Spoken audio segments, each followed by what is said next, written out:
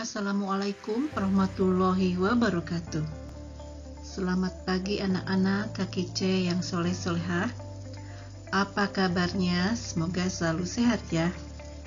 Selamat bertemu lagi dalam kegiatan pembelajaran daring hari ini.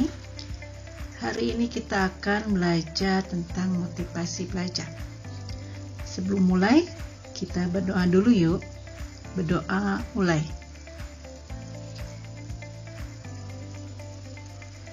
Selesai. Tujuan belajar hari ini adalah dapat memahami dan menerapkan sikap serta kebiasaan yang benar dalam belajar hingga dapat membangkitkan semangat belajar.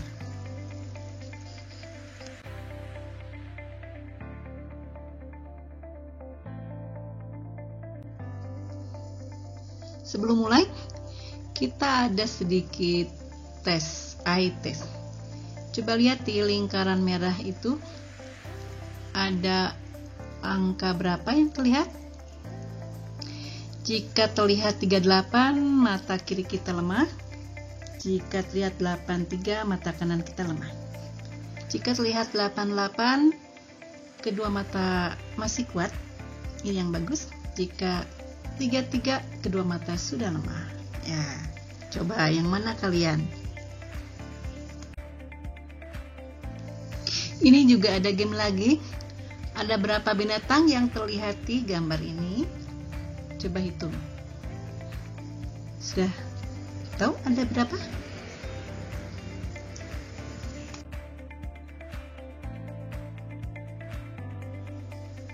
Ternyata sudah dihitung ada 10 binatang. Sudah tahu ya? Yang mana saja?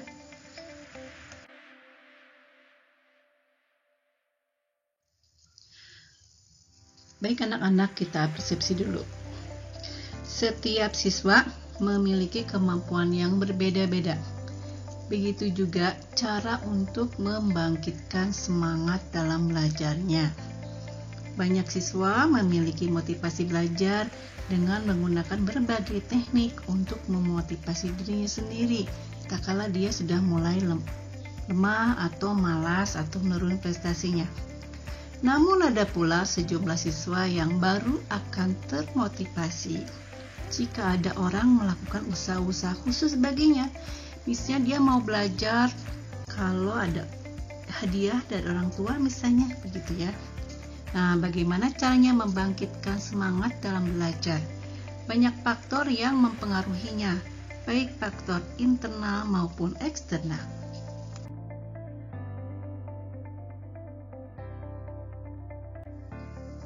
Nah, apa itu motivasi? Motivasi sangat diperlukan dalam mencapai suatu tujuan. Juga dapat diketahui bahwa motivasi ada yang berasal dari dalam diri dan ada yang berasal dari luar diri kita. Motivasi yang berasal dari dalam diri atau motivasi intrinsik antara lain adanya kemauan yang kuat, usaha yang gigih, niat dan keyakinan yang kuat untuk mencapai apa yang dicita-citakan, disertai doa dan ibadah yang rajin. Sedangkan motivasi yang berasal dari luar diri atau motivasi ekstrinsik, misalnya untuk memenuhi harapan orang tua. Kalau orang tuanya berharap harus punya nilai tinggi-tinggi atau berprestasi lebih, baru dia belajar atau ingin mendapat hadiah. Motivasi belajar adalah keseluruhan daya penggerak baik dari dalam diri maupun dari luar diri siswa yang menjamin kelangsungan dan memberi arah pada kegiatan belajar sehingga tujuan belajar tercapai.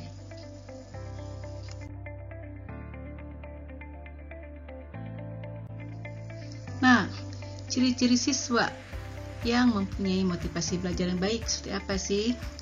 Yaitu dia pasti tekun, selalu memperhatikan bahwa pentingnya belajar untuk keberhasilannya dia sendiri. Kemudian ulet dan minat yang tinggi. Mandiri, tidak harus disuruh atau didorong oleh orang lain. kemudian bertanggung jawab, dan senang memecahkan soal-soal latihan.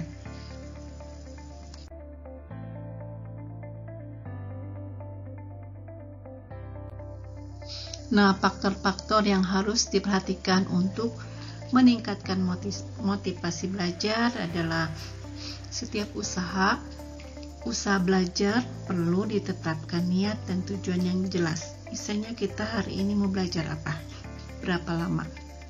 Kemudian merencanakan kegiatan belajar sebaik-baiknya, memahami setiap hambatan yang dihadapi dalam belajar.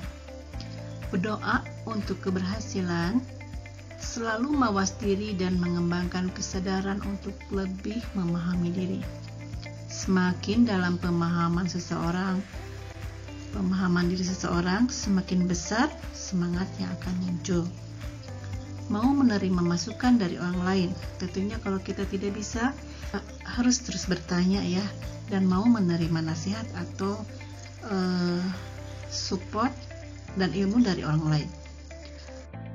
Memahami norma-norma tentang belajar yang baik, seperti berdoa sebelum belajar, memilih waktu yang pas, memilih waktu yang ideal, yang nyaman buat kalian untuk belajar, dan moodnya baik. Buatlah suasana belajar yang nyaman.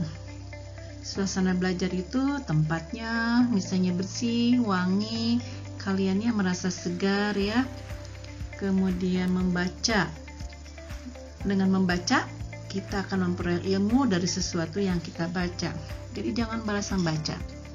Lalu setelah membaca, pahami apa yang telah kalian baca, hafalkan kata kuncinya atau poin pentingnya. Catat poin pentingnya ya. Terus belajar kelompok dan berbagi ilmu bisa dengan teman-teman. Kemudian yang terakhir, mempunyai rencana masa depan.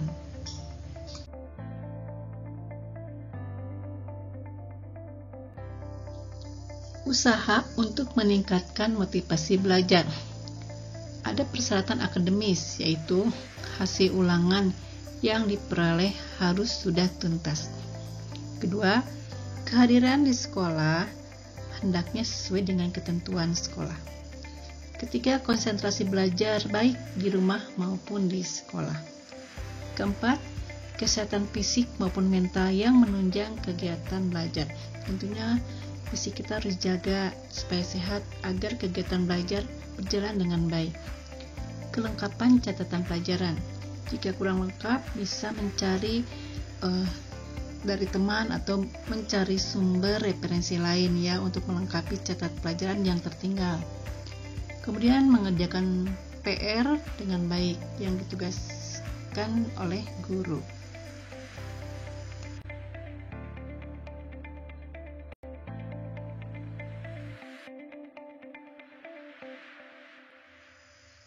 Nah, persyaratan untuk meningkatkan prestasi motivasi belajar yang lain adalah persyaratan budi pekerti, meliputi kelakuan, antara lain ketaatan terhadap tata tertib sekolah, bersikap santun dan ramah kepada guru atau karyawan sekolah, menjalin hubungan baik dengan teman sebaya, memperhatikan pelajaran. Lalu ada aspek kerajinan, meliputi kehadiran dalam kegiatan belajar mengajar, kehadiran dalam kegiatan ekstrakurikuler, aktif mengikuti kegiatan peringatan hari-hari besar sekolah, kehadiran dalam kegiatan upacara bendera, mengerjakan PR atau tugas-tugas lain dari guru, kelengkapan dan kerajinan buku catatan.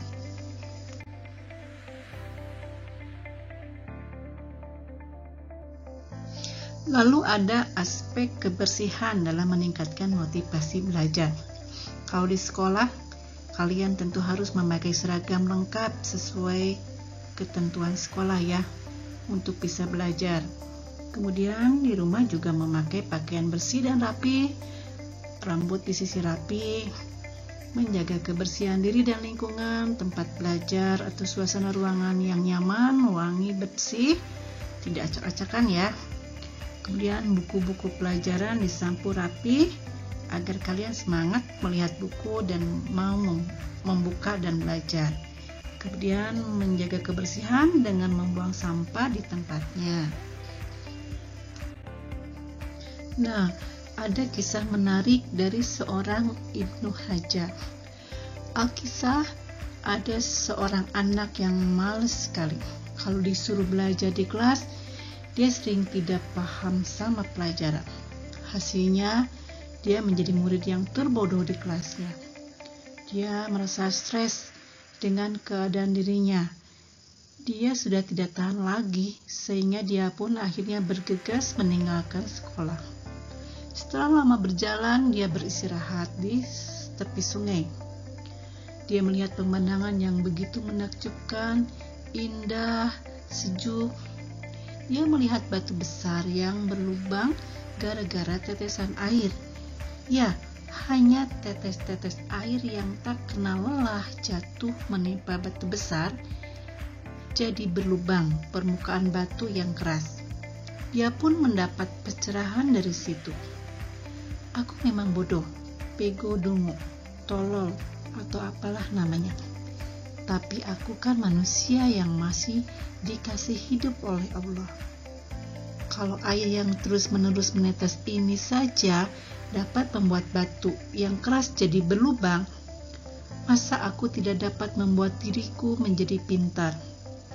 Sedungu atau sebodoh apapun aku sekarang, aku yakin kalau terus-menerus berusaha persis seperti tetesan batu ini, aku pasti bisa jadi pintar bin mahir. Aku pasti bisa, asal aku gak nyerah dan terus berusaha. Ya, aku pasti bisa. Itu dalam batin seorang Ibnu Hajar berpikir dan merenung melihat kejadian atau tetesan air yang menimpa batu. Setelah kejadian itu, anak tersebut berubah drastis. Yang dulunya paling malas, sekarang paling rajin. Setiap saat yang memungkinkan dia gunakan untuk belajar. Dia mulai bisa menyamai teman-teman yang lain. Begitulah tingkat demi tingkat ia lalui hingga kemampuannya mendekati gurunya, menyamainya. Luar biasa ya. Dan akhirnya menjadi luar biasa kemampuannya. Masya Allah. Ini menjadi kisah inspirasi bagi kita ya anak-anak, agar kita tidak pantang menyerah, selalu gigih seperti Ibnu Hajar. Nah anak-anak, ini saja yang dapat Ibu sampaikan. Semoga ada manfaatnya buat kalian tentang meningkatkan motivasi belajar. Tetap semangat walaupun kalian tetap harus di rumah saja ya. Ingatlah, belajar adalah kewajiban kita sebagai muslim. Semoga dapat diamalkan dan Ibu harapkan adanya perubahan sikap positif untuk kehidupan kalian. Jazakumullah khairan katsiran. Assalamualaikum warahmatullahi wabarakatuh.